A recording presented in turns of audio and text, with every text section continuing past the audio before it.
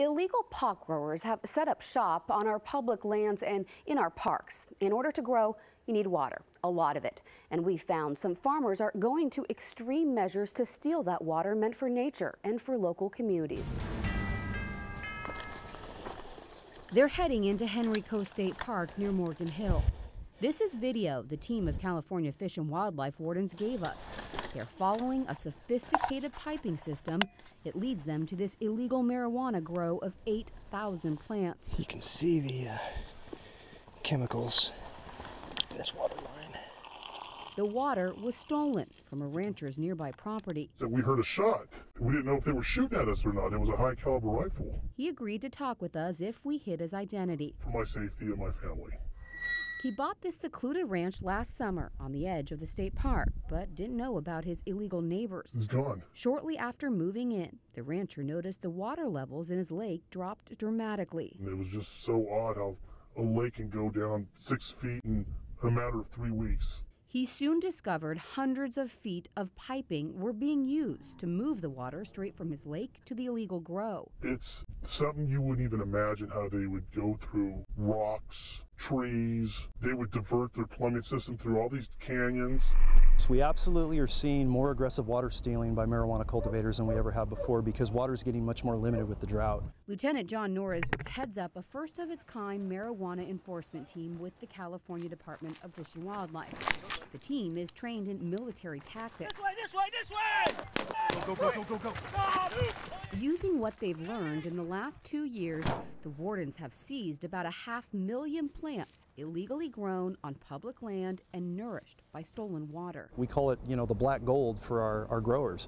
They, as long as they have water source in our woods that are kind of hidden and they can get water to their plants long enough to, successfully harvest their plants, they're going to go ahead and do that. The total, 1.2 billion gallons of water stolen from California public land and parks in just the last 2 years.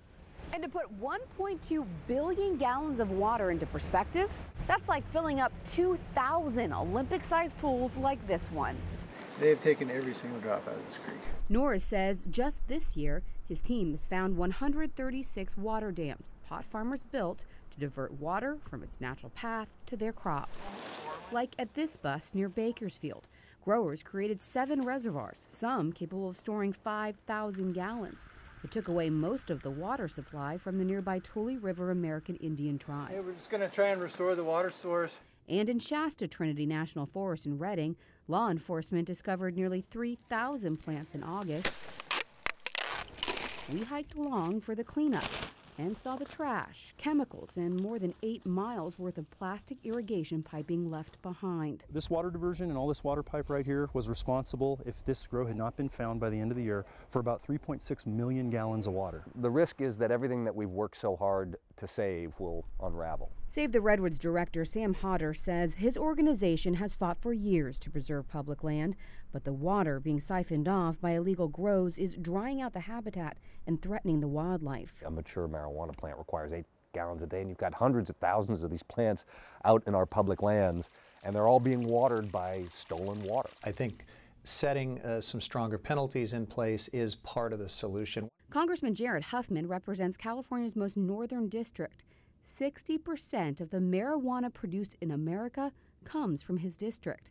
Especially this year, the worst drought year California's ever seen, I think it's more important than ever to crack down on water theft. He's authored the Plant Act. It increases the criminal penalties against those who steal our resources to illegally grow marijuana. I hope we'll give prosecutors a new tool that'll make a difference.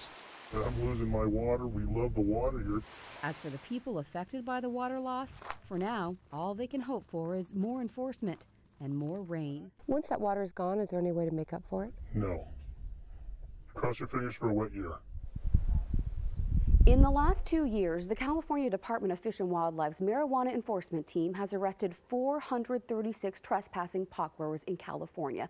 About 55 of those arrests were on public land and in public parks. To learn more about the environmental damage left behind, just go to our website, NBCBayArea.com.